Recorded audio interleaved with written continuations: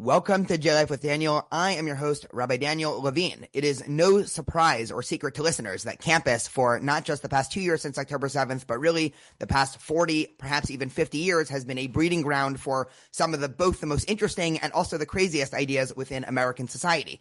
In the last 2 years, this has proliferated in a ton of anti-Semitism on campus, stemming from mostly this unholy alliance between, jihadists / pro-Hamasniks on campus and far-left Marxist types. Today we have, as I told you before we started recording, in my mind, one of the top professors who is vocally combating this in the country, Andrew Pessin, who is a professor of philosophy at the University of Connecticut. Andrew, welcome. Thank you. And just to clarify, Connecticut College, not University of Connecticut, often confused. University of Connecticut is a large state institution. Connecticut College is a small private liberal arts college. So that's okay. There we go. And maybe this will be interesting to stem into the difference between large and small schools in general. What was interesting is it seemed like, this is not where I was planning on starting, but just talking out of left field here. It seemed like the problem used to be worse in large public schools, and then in recent years has sort of crept into being worse in actually small private schools. So some of the worst campuses in the country, I think, have actually been, a lot of small liberal arts schools in general. But you've been thinking about this for a while. I, told you offline, you've been thinking about this long before October 7th. If you just had to give a general diagnosis, in 2 minutes or less, because you can probably talk for an hour about this, why has this specifically come to campus? Why is it sort of normative now for certain academic fields or activist groups on campus to not just be anti-Israel? That would be one thing, but actively be supporting Hamas, Hezbollah, the Iranian regime. Okay, so that, as professors, we're paid by the word, so I can easily go by an hour or more. So let me just backtrack a little bit and just share where I'm coming from. I've been pretty vocal. Certainly on my campus, I'm the one Zionist professor who speaks up. There are some others who are Zionists, but they prefer to stay behind the scenes, as they like to put it. And maybe a little later we'll talk about that phenomenon of why so few speak up, because we do know there's more of us out there, but there aren't that many who are particularly vocal. I came to this business really about 10 years ago when I was canceled for being pro-Israel, to put it very in brief.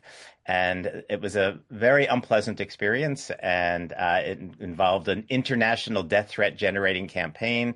And that was the moment when I saw, at least, that anti-Zionism just is anti-Semitism. We can have a very nuanced conversation on that if one wants, but when it comes down to it, I'm comfortable with that coarse expression, anti-Zionism is anti-Semitism. And once you've seen it, you can't unsee it. So this was really in 2015 or so. And from that point onwards, I have been tracking campuses in particular very closely. I'm very concerned about Israel issues in general and off campus as well. But I've developed a kind of focus on the campus scene. I started working for the Allgemeiner in 2016, which is a wonderful news outlet that focuses on issues concerning Jews and Israel in particular. And I was the inaugural campus bureau editor. So in that job, I've been tracking the campus scene really for the last 9 years now, literally on a daily basis. I compile lists of incidents. And indeed, I was just telling the rabbi offline that I will be starting sometime in the next couple of weeks, a weekly, very short podcast, like 3 minutes, 4 minutes a week, just basically giving the headlines. What are the specific things going on campuses with maybe a tiny little bit of analysis? So stay tuned for that. But in any case, tracking the campus scene very closely and writing voluminously. So my own professional research really has become more Jewish studies, Israel studies, and I've published several relevant books on the topic. In 2018, I co-edited an anthology called Anti-Zionism on Campus, documenting the problem and analyzing it. And, 2018, my colleague and I, Doron Ben-Attar Fordham, we thought the problem was really, really bad in 2018. And when we look back now, it's almost sweet and gentle. It's almost the golden period in comparison. But by 2018, it was clear to me that this was a very bad situation, at least qualitatively, and it was growing quantitatively. In 2021, I also co-edited a book called Poisoning the Wells, Anti-Semitism in America, which was unfortunately well-timed. It came out right at the time of the 2021 Hamas-Israel war, where we saw really riots in major American cities and European cities against the Jews. It was 1930s Germany in these major cities, and in fact, with respect to the Academy. In 2021 is when we first started seeing the spread of the trope of Jewish supremacy. Thousands of professors in 2021, while that war was going on, and it was a sweet little war. It was only a few weeks long, right, compared to what we're in right now. In retrospect, it seems tiny, but in that brief little war, the eruption of hatred, and it's not just Israel hatred, it's Jew hatred across the academy, produced literally thousands of academics signing petitions condemning Israel, of amongst the usual things, of course, genocide, ethnic cleansing, apartheid, colonialism, etc., but in particular raising this trope that Israel pursues those things in the name of Jewish supremacy.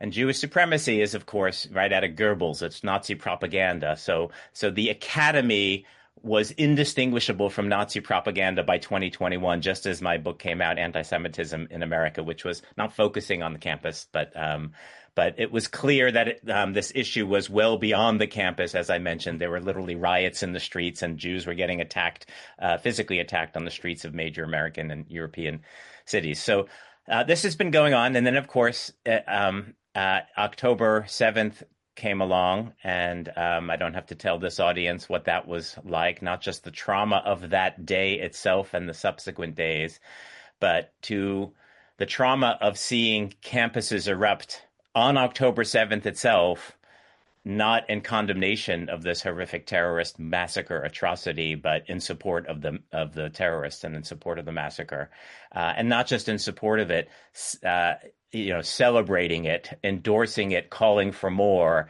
in protests that went on for to this day, as a matter of fact. Exactly. Yeah, I mean, I've always said, I mean, yeah, as shocking as October 7th was in terms of the lapse of military thinking in Israel. Right. I was actually much more shocked by campus. I mean, I've essentially been living on a campus between undergrad, grad school, and now working for 14 years now. I, was very involved in Jewish spaces when I was in undergrad and grad school. I very much understand that, everything you're saying, that even as early as the year, 2010, there was anti-Semitism. I remember in high school, walking over to UCSD where my dad was a professor for their anti-Israel week. But there was sort of this popular idea that this was sort of contained insanity. It was almost, you have the rat lab on campus where, all these diseases in this cage. And then you have the sort of a thought lab where, a lot of these, neo-colonialist or anti-colonialist ideas are sort of well contained. That obviously is no longer the case in the last couple of years.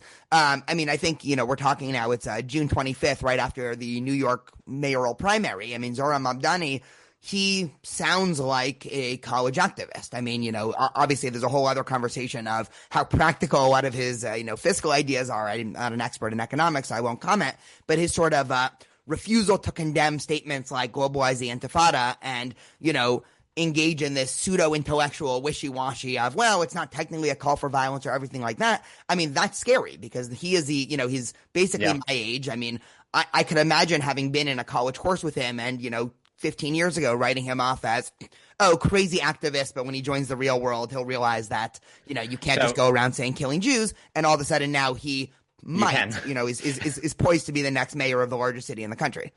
With the largest Jewish population as well. So, back in the sweet early days, you're absolutely right. So when one discusses this trajectory, and I know I mentioned offline, let me just a quick plug. I just recently published really my collected writings on campus anti-Semitism and anti-Israelism. It's 2 volumes, priced very inexpensively. It's called Israel Breathes, World Condemns. And I've been writing about these issues, as I mentioned, really voluminously for about 10 years now. And what I realized when I published these books earlier this spring, taken together, what these essays are doing are really plotting the trajectory whereby we went from, as you put it very nicely, contained insanity, right? So in terms of anti-Israel sentiment on campuses, it traces back into the 70s, at least, 60s. It goes back. There are roots, but it was small and it was localized. There were always some groups that were anti-Israel and even anti-Jewish. And but the modern hate movement that we are now literally seeing the product of really begins in the early 2000s.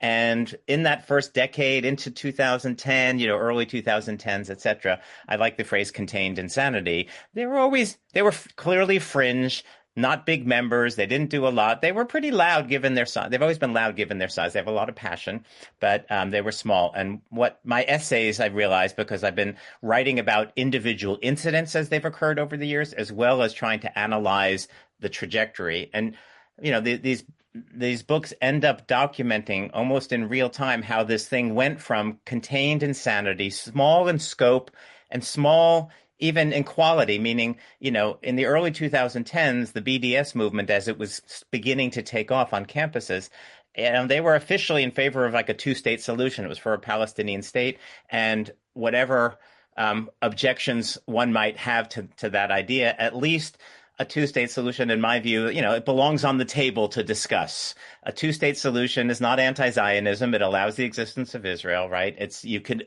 easily find your way to rationalizing it as a fair kind of compromise, and maybe it may not be justice, but it might give peace, et cetera, et cetera. So the quote-unquote anti-Israel movement was in the realm of reasonability in the early 2010s when it was promoting a two-state solution. But what you see happening is not only does the movement increase quantitatively in size, the number of chapters of Students for Justice in Palestine, SJP, just grows dramatically in the 2010s. The number of events they sponsor grow, but also qualitatively, they get more and more extreme. And so by the time of my 2018 book of Anti-Zionism on Campus, it was already quite clear they weren't interested in the two-state solution. They wanted all of it, as they put. We don't want two states. We want 1948 was, one of the big slogans.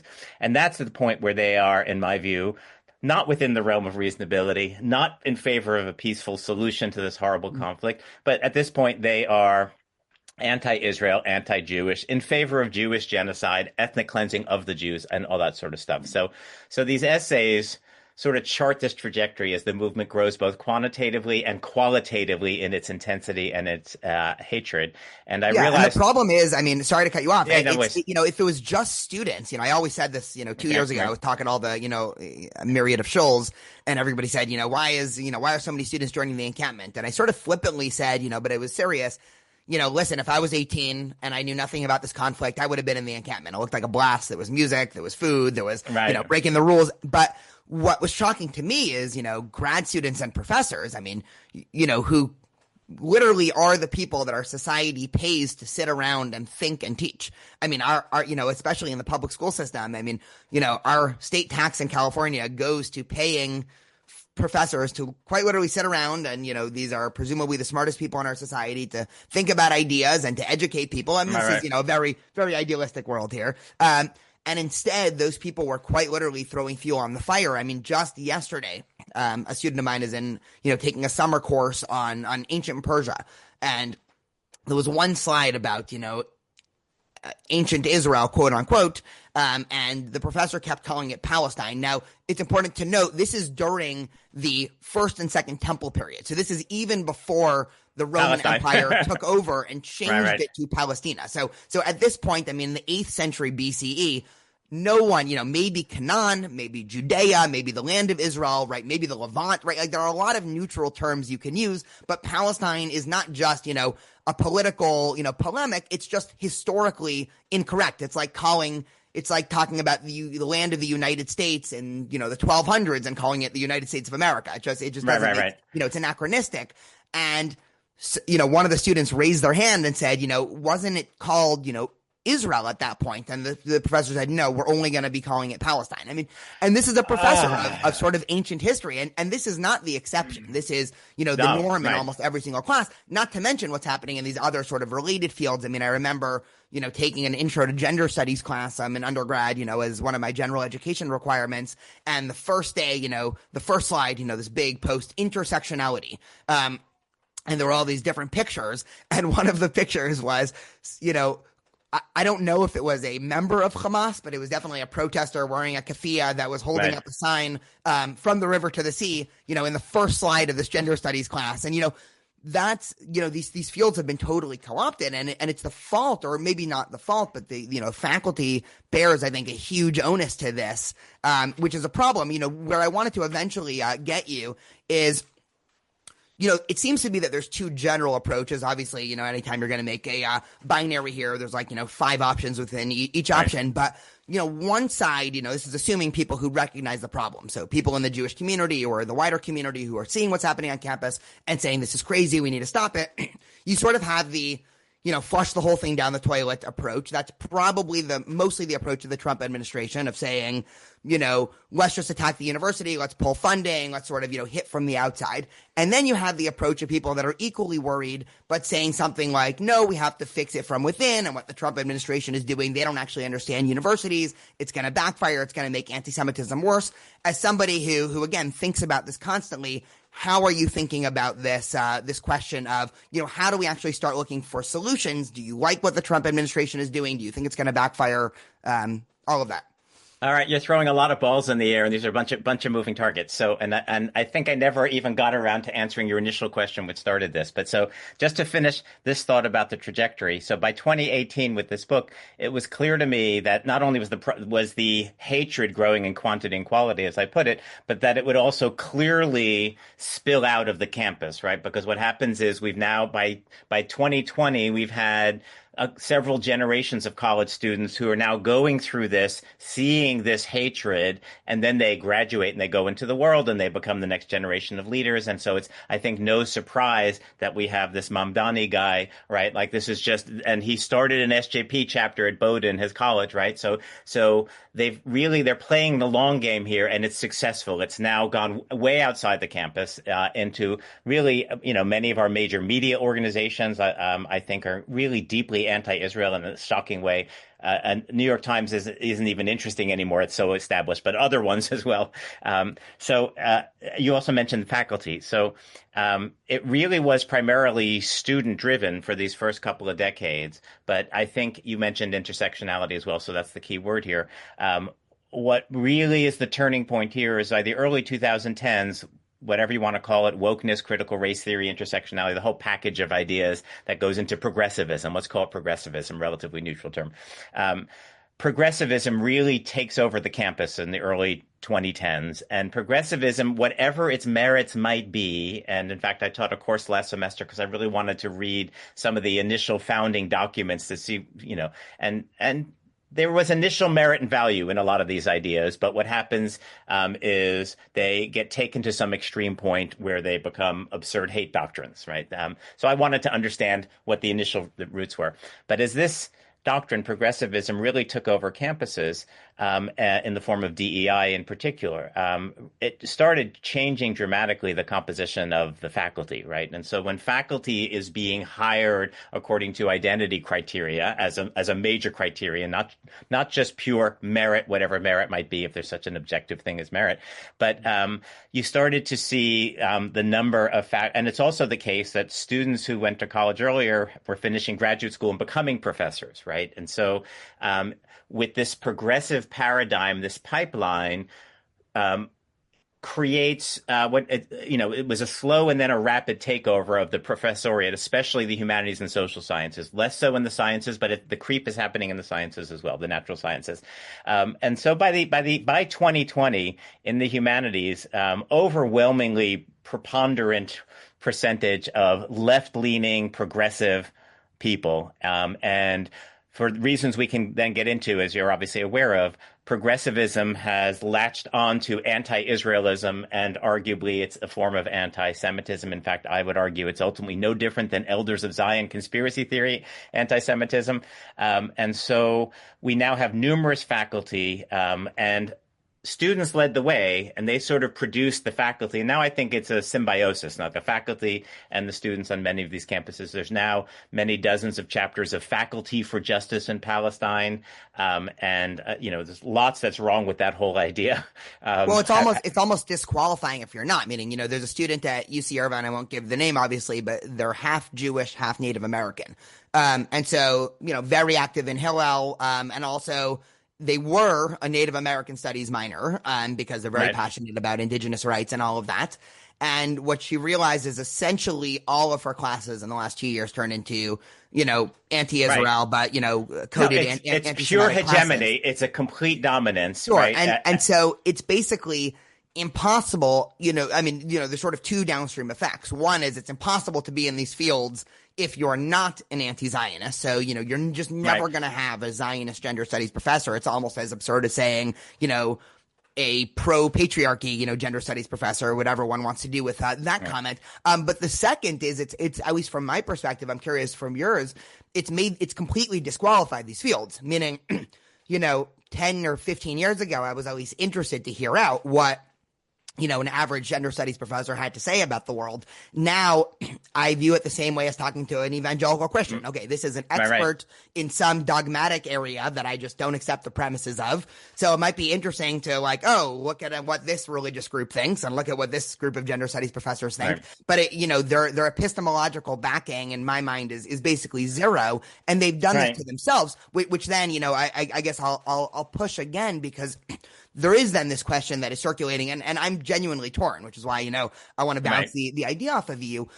I understand the argument at this point for saying there should be no federal or state money going towards fields like gender studies, right? I mean, I just don't see what, just the same way I don't want my tax money funding evangelical churches, not that I'm against them existing. I'm very happy we live in a country that, people can have whatever views they want. It just has nothing to do with my tax money. I don't want my tax money going towards people teaching that, Zionism is, the worst thing to happen in the world since Hitler.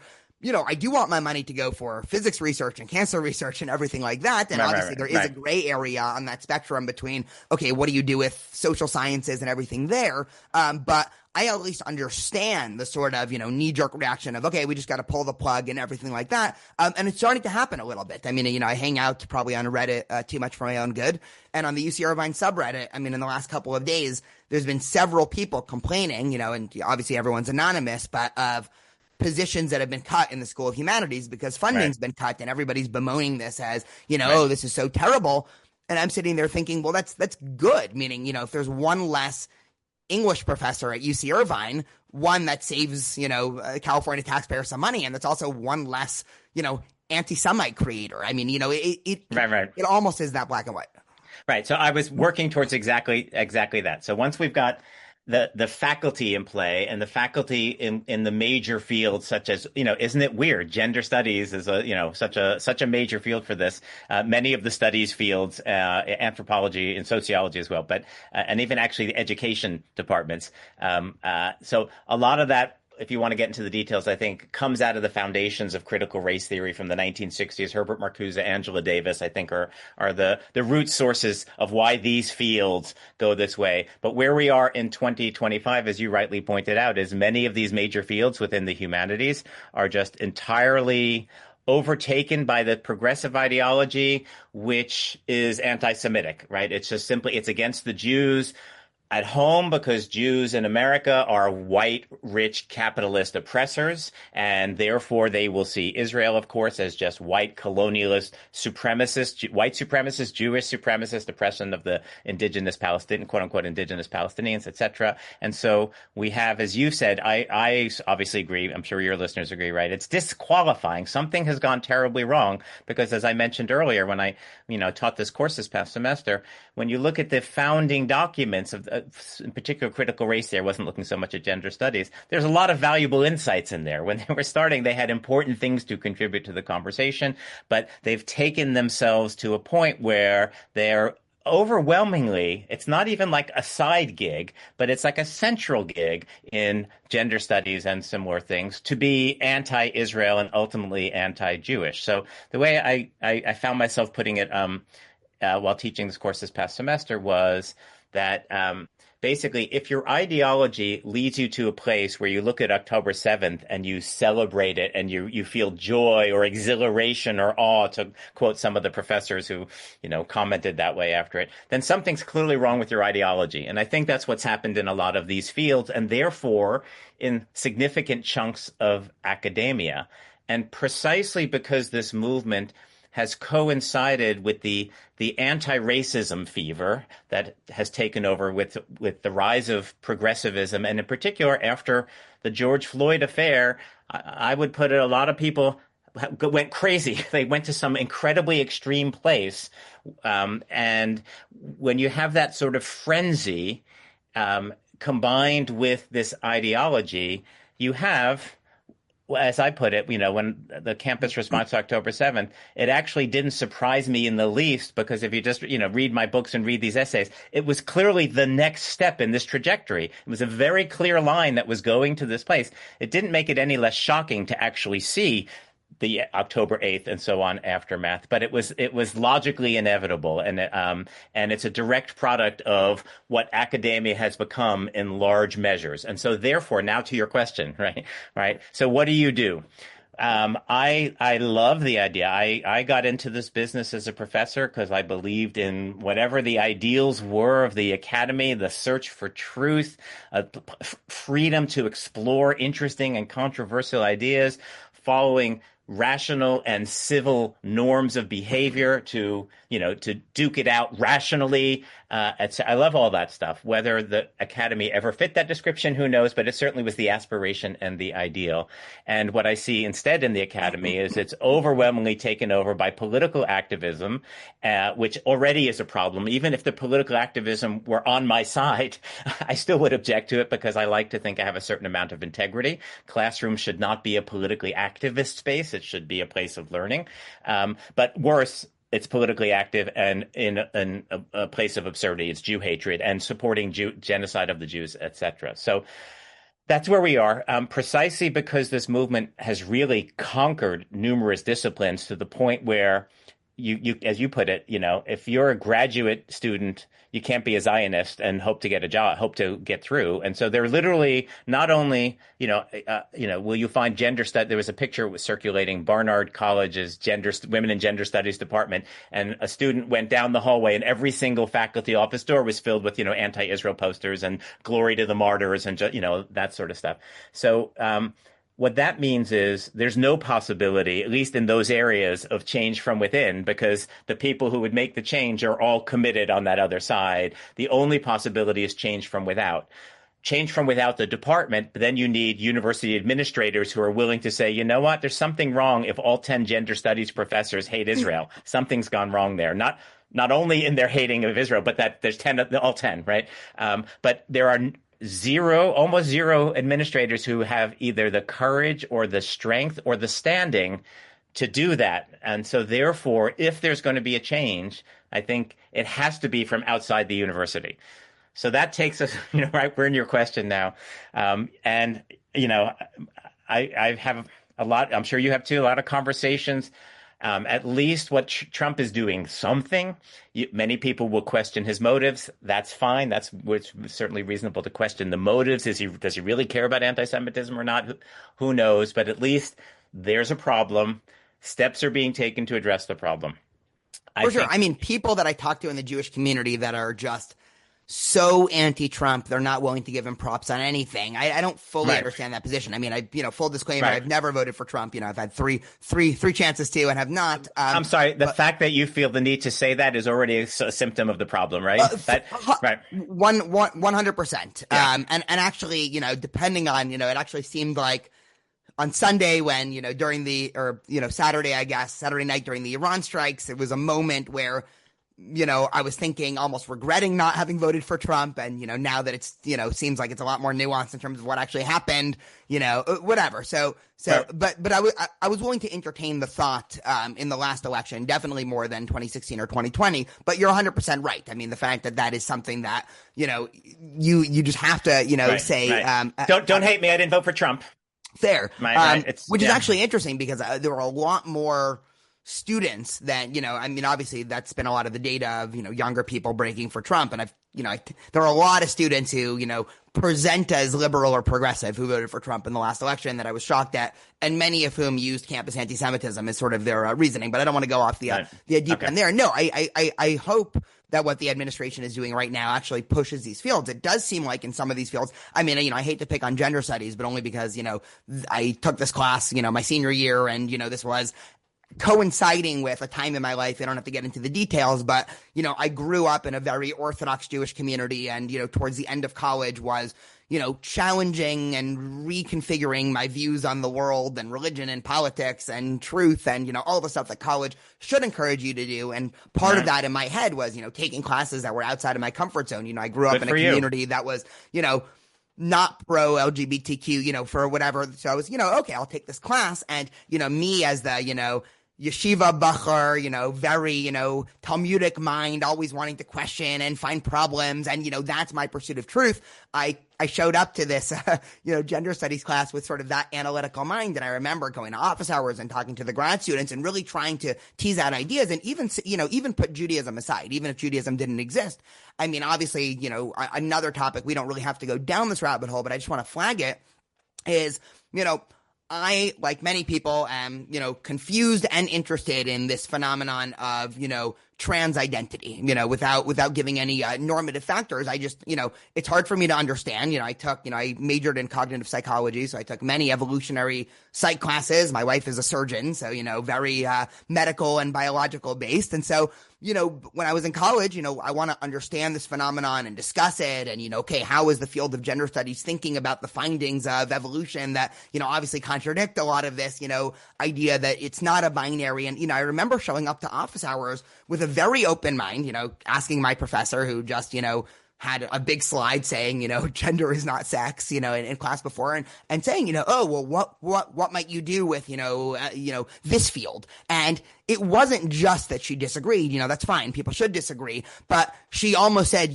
well, your question is actually rooted in patriarchal thinking. And so in my head, that was no different than going to an ultra-Orthodox rabbi and asking a question and them saying, it seems like the devil has caught your, it's just, you are not in the realm of ideas and academia and the university. It's just something else. So I mean, I hope the administration, I mean, the problem is obviously like a lot of things that Trump does, I think he's overreached. And, now there actually have been, positions in, say, cancer research. And, I have a student now who is a grad student who's about to graduate who is doing type 1 diabetes research, and his postdoc just got canceled because of, funding. Obviously that's, I think, an overstep, but something definitely needs to happen. And if in 10 years there's no such thing as gender studies anymore, or it's just some museum of what, some crazy people thought in 2026, or 2025, I would be more than happy there as well. So let me weigh in. So, there's a saying attributed to Voltaire. It's not quite clear if he actually said this, but good enough anyway. And there's different versions that you'll hear out there. But basically, if someone can get you to believe absurdities, they can get you to commit atrocities. And I've actually always loved that expression. I think it's very, very profound. And I'm not going to weigh in on the trans issue. I'm already a pariah enough just because I stand up for the Jews and, in my profession. Lots of interesting things are raised by the trans phenomena. But, what I want to say about progressivism again is the starting points are often very valuable. To realize the very concept of just systematic oppression or systematic racism is a really valuable concept, and it exposed some real problems that were in our society in the later part of the 20th century and arguably into the 21st century, et cetera, et cetera. But when you get to the point where, for example, an Angela Davis will say something like the following, she's a radical going back to the 1970s, still alive and functioning, protesting everything today, communist, et cetera. But, she had one piece where basically says when black people commit crimes, rather than think of that, well, there are laws and they've done something wrong and they've broken the crime, et cetera. What really is, since the whole system is racist and oppressing them, they have no choice but to commit crimes in order to get by. And really a criminal act, and that includes rape and murder, by the way, are really acts of resistance against the oppressive system. And so we shouldn't punish these people. We should praise these people. And I think there's an enormous distance between the insight that there is racism and oppression and there's problems to be fixed, and that conclusion where if a black person, and like a Stokely Carmichael famously said that he liked to rape white women, it was an act of political resistance, right?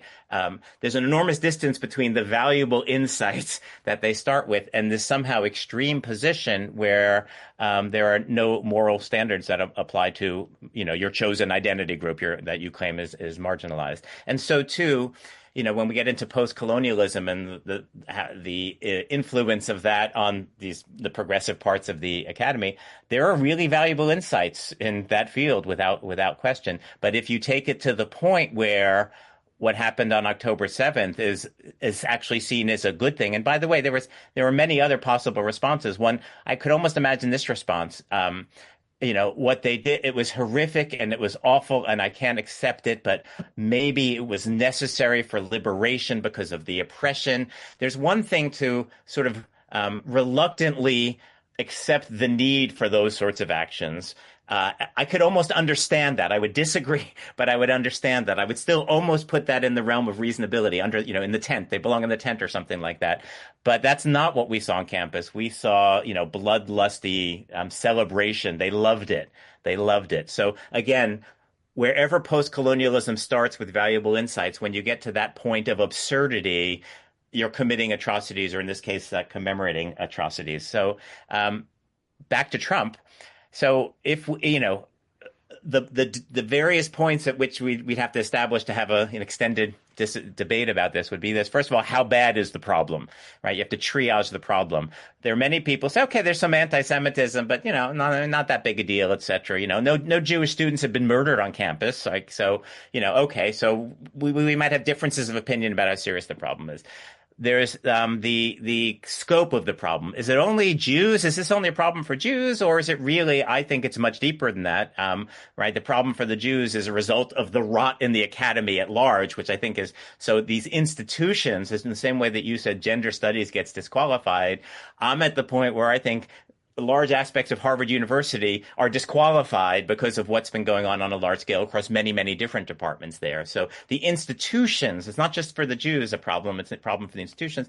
Is it a problem for America? I think the case could be made that if our leading institutions are doing what they're doing, and we could get into more detail, this is a problem for the long-term security and prosperity of our entire country. So I think it's a pretty big problem, not a little problem. No, it totally is. And, without going in a completely different direction, one of the issues that I'm probably the most passionate about that has nothing to do with Judaism or Israel or anti-Semitism is, the world of nutrition and health and pharmaceutical industry and everything there. I mean, we don't have to really comment on that, but I think it does talk to this phenomenon of distrust in institutions, and a lot of that is granted. And there's real ramifications, because when even the sciences, which is happening, becomes politicized, there's no trust whatsoever, right? So so there's there's a lot of problems going on all at once. But just to finish the thread on Trump, so my own view is pretty clearly it's not going to happen from within. There's been many opportunities to have this change from within. It's just not going to happen. The academy has largely been taken over.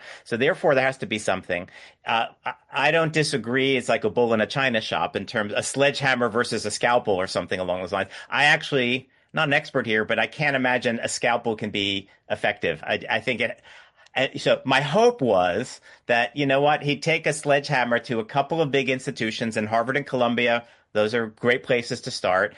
And that might be enough to scare the bejesus out of everybody else to make the reforms across the system. I don't know if that's quite happening, but I also know people. We know various people at Brown University, for example. There have been grants that are being cut. But by the way, it's also important to point out that higher education is in general in a financial crisis, even apart from what's happening in these cuts, et cetera, right? There's the whole system has been mismanaged for many, many decades. And, many, especially small liberal arts colleges, which is what we started out with and never got to answer. But small liberal arts colleges are all in financial emergencies right now. They're folding, they're merging. So there are serious problems in the whole institution, even apart from what Trump is doing. But yes, I know individuals who have had their futures diverged from this into horrible ways, lost grants, et cetera. And how could you deny cutting cancer research? That's horrific, et cetera. But what, and I don't want to say the ends justify the means, but what if there's no choice? What if the only way I've heard some internal arguments about Columbia, right? Like the people in the sciences are furious with the people in the humanities because the problems are in the humanities, but the people in the sciences are the ones who need the money and get the bulk of the money. But you know what? You need that internal pressure because the people in the humanities and social sciences have become so rotten to the core and so dominant that the only way they're going to be stopped is if their own colleagues stop them. And the only way to get those colleagues to actually do anything, because by the way, if you're off in the medical school and you've got your lab going and everything's fine, all right, there's a lot of nonsense going down on the main campus, but it doesn't impact you. And then we'll come back to your other question, which is why are people silent? The reason people are silent is they're afraid of being targeted primarily. So if you're ensconced and your money is flowing just fine to your lab, why would you have any motivation to get involved in what's going on in the main quad, downtown, as in the case of Columbia? So the answer has to be the change has to come from within because it's the structures inside the administrative structures inside the university have to be, operating the levers. But the only way to incentivize them is to get everybody in the university really pissed off at the troublemakers. And the only way to do that is more or less what the administration is doing. So I guess, with heart heavy, because there are innocent victims to this, absolutely. And it's reasonable to question, are the innocent victims outweighing the good that's done? Like, it's not like this is a clear computation. But at least my instinct is the problem is so huge, and this is the only thing necessary, and these are enormous steps. And the hope would be, by the way, it's not a big deal. Harvard and Columbia could simply agree to make the relevant changes and the money starts flowing again. So we can't lose sight of the fact, yes, taking away that funding is enormous and consequential, but Harvard and Columbia and these other institutions are agents with full moral responsibility. All you have to do is figure out ways to clamp down on the anti-Semitism and the money will flow. Sure. Yeah, no, I mean, this.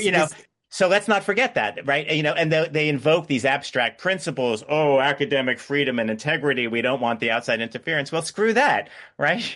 Screw that, because everyone agrees that, federal interference, when it was a matter of like the civil rights legislation or Title IX, the federal government said, if you want federal funds, you got to follow the laws that we've passed. This is literally no different. You have to follow the laws that are passed and, et cetera. So it's actually okay to have federal interference in order to enforce following the law. So these universities could just simply do that, and then there's no problem and no money's cut. So let's not forget that in the course of this conversation. Yeah, no, I mean, there is a general progressive trend to defer any type of autonomy. I mean, I think you had mentioned it before when you were talking about progressive thinkers in terms of committing crimes. I think, the same thing goes for, groups like Hamas, where there's, just no autonomy. And I think, the same for these campuses as well. It definitely, Trump is definitely not the problem. One might be able to argue he's not the right solution, but I think, thinking Trump is the problem with universities is, that's crazy. There's obviously some cancer deep within universities, and, we can debate about how best to remove the tumor, but, you can't say that one surgical technique over another is causing the problem. I mean, there also is with universities, two other things that, are there that are not representative of sort of normal businesses. One is tenure, and I want to get your thoughts on, whether or not tenure needs to be cut. The other, and maybe this is a little bit more, governmental systems have a lot of, bureaucracy and administrative bloat, but like, the administrative bloat in universities is crazy. I mean, you look at these charts of, how many, non-teaching or non-research administrators. I mean, these are people that are student life coordinators or DEI people or, people that are supposed to make the campus climate more welcoming and friendly and, more and more equity. And, these people are at best useless. And at worst, they're actually, pouring fuel onto the fire as well. And they're also skyrocketing the cost of university. So when everybody complains about, why are universities, 3 times the cost as they were, per capita, adjusted for inflation. And then you look at, the hiring of these universities. It's not just the case that, okay, the deans are getting paid, more. It's also the case where there's, each dean has like 40 people working under them. What these people do, I still have no idea. I've, again, been on a campus for 14 years, and, I don't mean any, harm to any specific people. If anyone at UCI is listening to this, I think there are a couple of administrators that listen to this at times. But, anytime there was some, very anti-Semitic thing on campus, a march, Globalize the Intifada march, like clockwork, there'd be like 15 administrators all sitting around watching, taking notes. And, whatever came of that, seems like absolutely nothing, but, it seemed like it was very important that there would be a different person from every different department there. So that would be an obvious thing to go, if this just is about money. I do agree with you that there is definitely, I think, a lot of this internal tension that's boiling, because in the past, if you were a biology or a physics professor or a math professor, you were just sort of able to say, physicists in general, I say this as the son of a physicist, have this idea of, any field that's not physics is just, completely, not really epistemologically sound anyway. And they would probably, say that Right. for anything. One of my dad's friends has this funny line where he said, any field with science in the name is not a real science. and so you can kind of, and which is, sort of, that's right. And that then, is interesting. And by the way, there is a whole movement to decolonize physics too. Just so just in case one gets too inflated in the sense that physics is epistemologically pure or objective, there are many people who make the same arguments that physics too is also colonized and needs to be decolonized. Just sure, putting that out there, right? Yes, but I don't agree, but I'm no, just 100%. Right. I mean, it's one thing to read a gender studies pamphlet on decolonization. It's another to step on a decolonized bridge. I don't know how many of these, progressive activists are walking across the decolonized bridge in general. But let's hone back in on tenure, because this seems like, tenure seemed like a good idea at the time, meaning we, in an ideal world, I would want, a Andrew or a Daniel to be able to say, you're a professor of philosophy, you should be able to consider, I don't know, antinatalism arguments, and even if that's offensive to people, who cares, you are protected, and, then in the department, maybe you have the pro-natalist and you can have that robust debate. Instead, because of all the selection pressure that we talked about, 20 minutes ago, it seems like, well, everybody in the department just has the exact same view, and then there's nothing that can, and they obviously, it's a self-perpetuating system because they obviously get to decide who the new faculty is. Exactly. And so it just seems like tenure is this, bulletproof vest for no reason at all. So it seems obvious at this point that tenure, at least in the non-hard sciences, maybe there's something to say about, medical research, that tenure is still valuable because we do want people trying, even if their research, even if they're not publishing for 6-7 years, if they're going down a path that seems lucrative in terms of, some novel cure for something, we don't want their funding to just be cut because they haven't published every year. But it seems very hard to make that argument for the social sciences and humanities. I would love to get your thoughts. So that's a huge, complicated issue. So, yeah, and I was actually quite intrigued by your distinguishing what you call the hard sciences from the other aspects of that. So, I like to think tenure is a good thing, and I say that not just because I have it. I recognize the many flaws in it. I have some different concerns about it, including in the humanities and social sciences. It's all too common that people stop being productive teachers and scholars. Maybe not immediately upon getting tenure, but eventually upon getting tenure. And that's kind of a problem. But the point of tenure, at least in principle, was to protect academic freedom and the freedom of inquiry. It's not meant to protect laziness, right? So that's one problem. And I'd be curious to see statistics on how prevalent that problem is. Anecdotally, I feel that's a significant problem. What concerns me, just to bring this back to the main topic of this podcast, is tenure is supposed to protect your freedom of speech, your freedom of inquiry, your freedom of speech. But certainly in the last 10 years, maybe since the internet took over, I don't know exactly when, last 20 years or more, there are stronger forces. Cancel culture is, I don't know, at least rivals tenure in its significance, right? So maybe your job is safe in some legal technical sense, but if your community decides to cancel you, almost nothing can protect you, and it might not even be able to protect your job, right? As we've seen a number of cases. After my own experience of being canceled, as I think I mentioned at the beginning. Can you just give some background? What exactly happened? No, people can look it up. Okay. But the one sentence version is I got canceled for defending Israel, but other people will give you a different spin on that.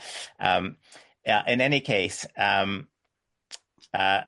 cancel culture is incredibly powerful. And so after I got canceled, I've made it a habit over the last 10 years. Anytime a professor got canceled, from even people on the other side, like of my own politics, right? I tend to reach out. I'm friends with all the canceled professors because I know how incredibly miserable. It is. It is emotionally damaging. It is traumatic. It's professionally damaging. Once you are canceled, you are toxic. Forget about getting a job somewhere else, right? Like it really is that. So even if strictly speaking, you maintain your paycheck, you are now living in a situation of scorched earth where have been tarred and feathered publicly in your community. People won't associate with you. Students won't take your classes. So you might still have a paycheck, but your professional and in many ways your personal life is profoundly damaged.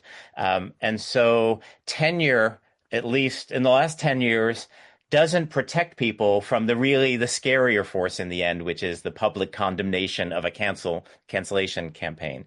And so we broached that question of, I know there are more Zionists out there. They don't speak up. So amongst the reasons they don't speak up is, without question, the dominant ideology on most of these campuses is the progressivism. I'm quite sure that they're not a majority. If you could do a private anonymous survey of people's political opinions, I do believe that progressivism would be even a minority on most campuses, especially if you include the sciences, things like that.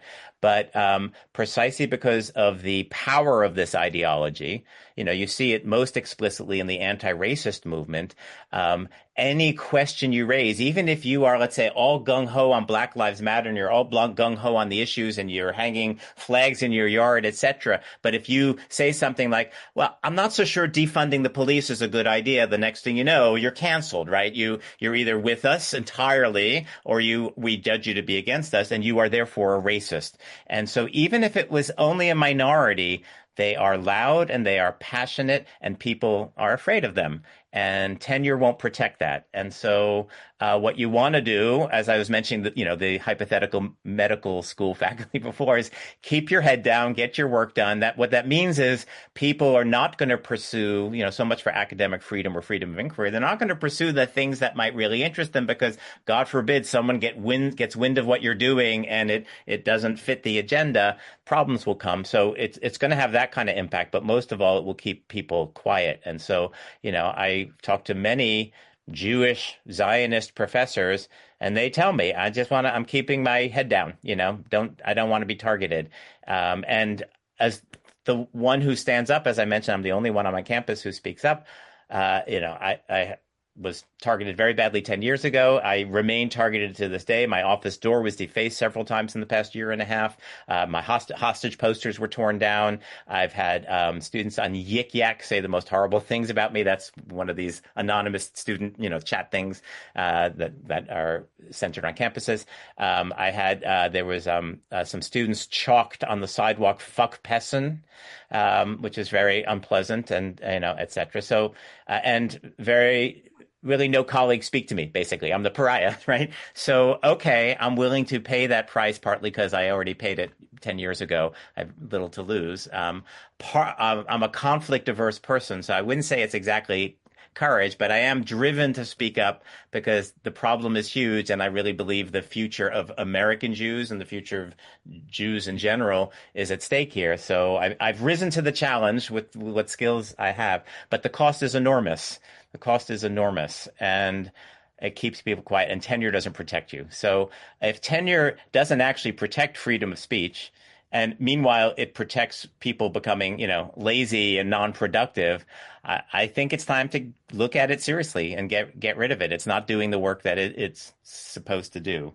I don't know if this is pushing back too strongly. It's a little bit of a pushback where, there are a lot of Jewish pro-Israel faculty members that I'm very close with that have tenure that, for all the reasons you're talking about, which of course are valid, are afraid to speak up. But these days, this problem is obviously worse in academia, but it would be the same thing. It's the same thing in the legal field, and the same thing if we were obviously talking about the media. And even this is coming for, big tech, firms as well, albeit slower. And so, there is still a unique facet of being a tenured professor where almost nothing you do, can result in your job being lost. I mean, obviously, Right. Once you step beyond it. So I do think, professors do bear a little bit more of a notice. I'm saying, Jewish professors to speak up because if they're not doing it, I mean, we're expecting grad students and undergrads who have zero or non-tenured faculty who obviously have, no protection and are tiptoeing around. I mean, there are graduate students that are, the same thing. They are shunned. They're not talked to by anybody, and everything like that. And they, still have to enter the job market and still have to play nice. And so I don't know. I'm Right. always a little bit disappointed, Right. when I see somebody who will admit to me, and this is probably, I've had 40 conversations like this of, what's happening is crazy. And even in my department, this is a problem, but they're just unwilling to do anything publicly. To me, that is, that's a moral problem. The same way I was talking to Right. Jonah Platt, 2 podcast episodes ago, and we were talking about the same phenomenon in Hollywood and That's why right. you have this reticence of Jewish, presumably, I'm not talking about anti-Zionist Jews. They exist. That's a separate problem. But, Right. Zionist That's Jews right. recognize this as a problem that are just unwilling to speak out. Right. Obviously all the same things, right? You might, lose some gigs and your followers will turn on you and you'll get some, very disturbing social media messages, and maybe it might even culminate in violence. But this is sort of this, perverse game theory situation where, so everybody's just allowing the ship to sink a little bit because nobody Right. wants to be the first one to get wet. And it's a Right. problem. And so, again, maybe the solution in the university is what you said before, for Trump to just, bulldoze it and let's start over again. Or, you have initiatives like the University of Austin, which seem Right. great. And that's sort of, that is sort of an effort to sort of rebuild on the, ashes of what was once, at least this great experiment of universities. But the reality is 99.9% of people who are going to go to college next academic year are not going to University of Austin. They're going to the big state schools or liberal arts schools where the problem really hasn't shifted much. And so I don't know. Well, just to be clear, what the account I was giving, I was not necessarily excusing that behavior, right? Like I agree with literally everything you say. I think we are at a moment when all hands on deck, and you are failing morally if you are not speaking out. And yes, I'm sympathetic. I understand why people don't speak out because of the enormous personal and professional cost to you, even if you have tenure, right? But in the end, I think the problem is so severe, that has to override it, right? And I'm disappointed. Michael Rappaport, speaking of celebrities, Michael Rappaport is probably the most well-known, outspoken celebrity who, speaks truth to power, as they like to say. And he said something very, very painful at one of his talks that I was at. He said he knows very clearly where he is on the Hollywood pecking order. He's not he's not an A-lister. He's, somewhere down in the middle. And he said, isn't it just pathetic and awful that I'm the one that's speaking up? Like, there's no one up here, right? Where are the people? And, I'll give like Jerry Seinfeld some credit. He's been pretty public and he went to Israel very publicly. I thought that was a beautiful thing that he did. But there are so many Jewish celebrities that are not anti-Zionist, as you said, and they're not showing up when we need them, and we need them desperately now. So tenure probably should go. The problem, again, these problems are bigger and more complex than even what we're getting onto, but just a lot of universities are very big on faculty governance or shared governance, which I actually think is a stupid idea too, but that's a separate conversation. And so many university presidents are actually afraid of their faculty. If the faculty take a no confidence vote, that's the end of your job as a university president. I don't know why anyone would want to be a university president, certainly not today. And so the administrators are capitulating to the faculty, but what we really have is a situation where the inmates are running the asylum. And, what we need to do, how do you enforce ideological diversity in a department where all 10 of them share the same political view? The only way you enforce it is to say, sorry, some of you are going into early retirement and we're going to hire some new people with some different ideas just to balance this out. But that cannot happen internally, given the structure, because the people who make the hiring decisions are the same people that they're making the decisions about. So, sledgehammer might be the only way to go. And, getting rid of tenure, I don't know, what I've only given a sort of negative case against tenure right here, which is that it doesn't give us any actual added value or benefit, right? And what it's doing now, it's protecting really the Jew haters more than it's protecting the people defending the Jews, right? So and weirdly, it seems anecdotally at least, that even the untenured people and the graduate students, precisely because the social milieu is so favorable to them, they seem to have no fear in saying the most horrific things. And again, fine, if you want to defend Palestinian rights, that's wonderful. But if you want to, support Hamas and support the massacre of Jews, that's pretty awful. And yet they have no trouble saying these things, not just the tenured people, but the untenured people and even the graduate students. They have the protection of tenure, I suppose, but I think they feel like they don't even need it because right now the environment is just, the environment outweighs the tenure, really, I guess is what I was saying earlier.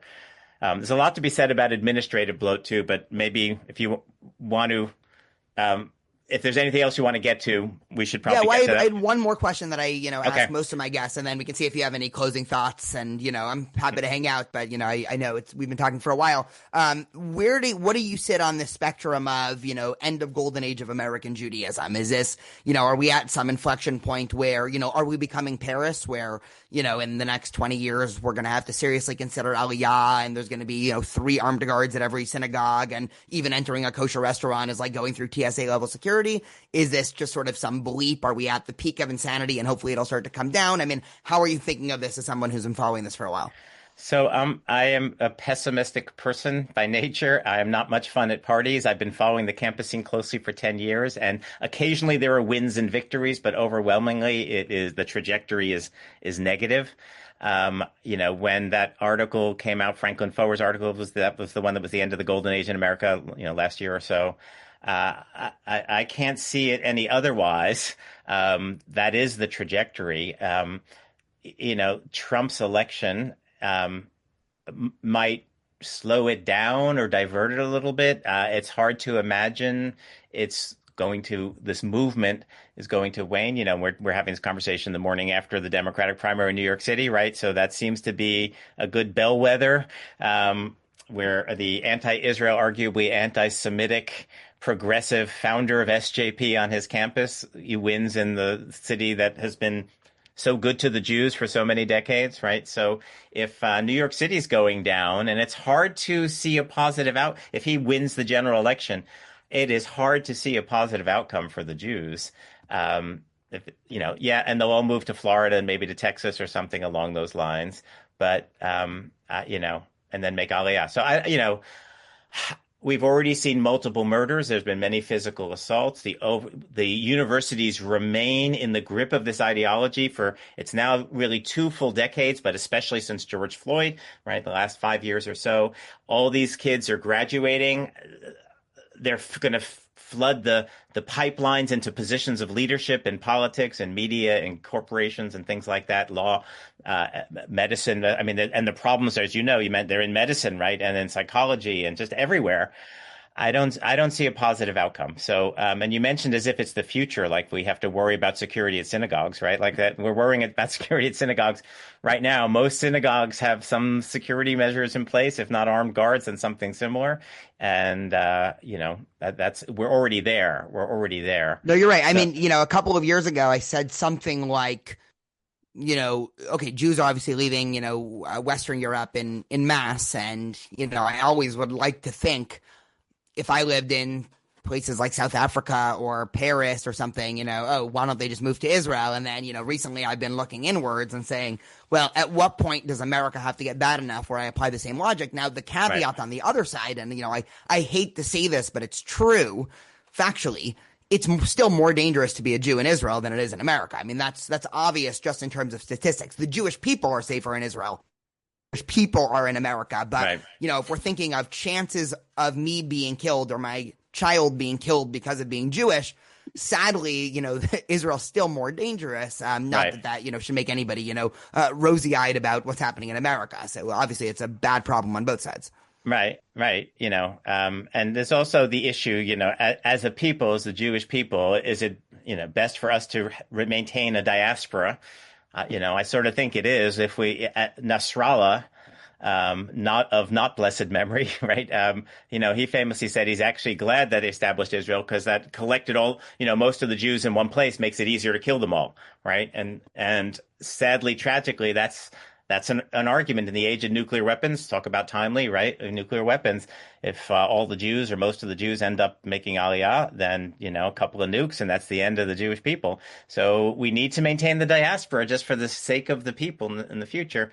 um, as we balance these concerns, where is it more dangerous for me personally, which is, of course, a fair concern for every individual, but as we think collectively as a people, and by the way, as campus bureau editor for the Allgemeiner for all these years, whenever I give talks, I always have parents for 10 years now, but especially in the last couple of years, parents come up to me and said, like, should I send my kid to Harvard? Should I send my kid to Columbia? And they're terrified for their kids. And, my answer to that is, first of all, every individual makes that choice for themselves. It depends on the nature of the individual. For conflict averse people like myself, I wouldn't inflict like my kid in a place that's going to hate him. Wouldn't do that. But there are some individuals, and we see this too. I don't know what the numbers are, right? There are students who really rise to the occasion, and their Judaism, they go deep with their Judaism, and they become warriors, and it becomes meaningful to battle for the Am Yisrael on their campuses. So collectively, I think